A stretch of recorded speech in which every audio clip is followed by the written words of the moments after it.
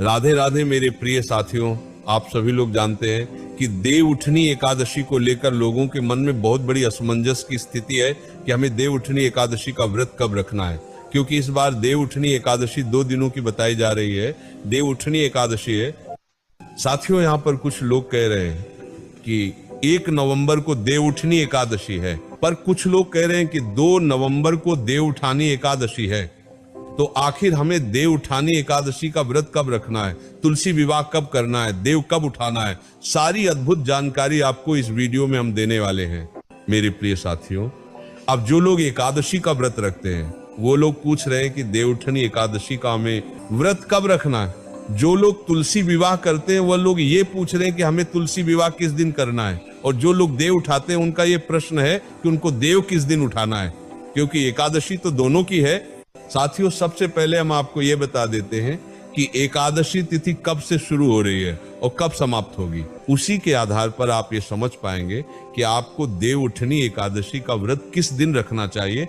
साथियों, देवउठनी एकादशी की तिथि 1 नवंबर शनिवार को सुबह 9:12 से शुरू होगी और इसकी समाप्ति अगले दिन 2 नवंबर को सुबह 7:31 साथियों, अब आप यहाँ पर देख सकते हैं कि 1 नवंबर को पूरे दिन एकादशी रहने वाली है और 2 नवंबर के दिन सुबह 7:30 बजे के पास में ही एकादशी समाप्त हो जाएगी। तो इस हिसाब से 1 नवंबर 2025 के दिन ही देवउठनी एकादशी का व्रत रखना सही रहेगा और ये एकादशी दशमी युक्त एकादशी होगी और 2 नवंबर वाली जो एकादशी है वह द्वादशी युक्त एकादशी रहेगी। वैसे साथियों, जो द्वादशी युक्त एकादशी होती है उसको ज्यादा फलदायी माना गया है, जो कि 2 नवंबर 2025 के दिन रहेगी।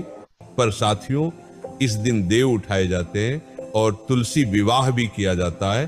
तो ये सारे कार्य सभी लोग अपने घरों में शाम के समय या रात्रि के समय करते हैं। इस वजह से 1 नवंबर वाली एकादशी के दिन ही शाम और रात्रि का समय तिथि में आ रहा है। इस वजह से देवउठनी एकादशी का व्रत भी 1 नवंबर 2025 के दिन ही रखा जाएगा।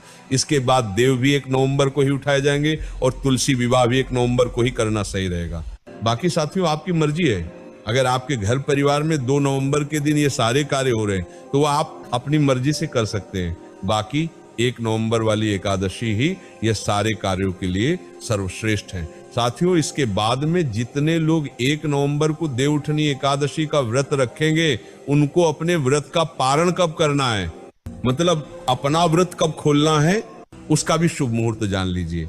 क्योंकि देवउठनी का एकादशी व्रत को हमेशा शुभ मुहूर्त में ही खोलना चाहिए। मेरे प्रिय साथियों, देवउठनी एकादशी व्रत का पारण आपको 2 नवंबर के दिन करना है और 2 नवंबर के दिन हरिवासर का समय दोपहर 12:30 बजे समाप्त होगा और हरिवासर के समय व्रत हमें नहीं खोलना चाहिए। इसलिए देवउठनी एकादशी व्रत खोलने का समय दोपहर 1:11 से लेकर दोपहर 3:23 तक रहेगा। इस बीच में आप अपने व्रत का पारण कर सकते हैं। मेरे प्रिय साथियों, अब जो लोग 1 नवंबर को तुलसी विवाह अपने घर में करने वाले हैं और तुलसी विवाह का शुभ मुहूर्त जानना चाहते हैं तो वह भी सुन लीजिए।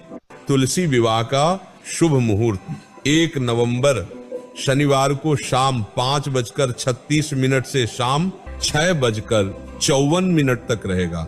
इस बीच में आप अपने घर में तुलसी विवाह कर सकते हैं और अगर आप लेट भी हो जाते हैं तो आप शाम 6 बजे से रात 8 बजे के बीच में अपना तुलसी विवाह संपन्न कर सकते हैं। इसी के साथ में 2 नवंबर को रविवार का दिन होगा और रविवार के दिन तुलसी जी को छुआ नहीं जाता है, इसलिए सभी लोग 1 नवंबर के दिन ही तुलसी विवाह करेंगे और इसी दिन वो अपना व्रत रखेंगे और देव भी उठाएंगे। बाकी साथियों, आप लोग किस दिन एकादशी का व्रत रखेंगे, तुलसी विवाह किस दिन करेंगे, देव कब उठाएंगे, ये आप हमें कमेंट में जरूर बताएं। और आप हमारी ये वीडियो कहां से देख रहे हैं कमेंट में जरूर बताएं। राधे राधे मेरे प्रिय साथियों।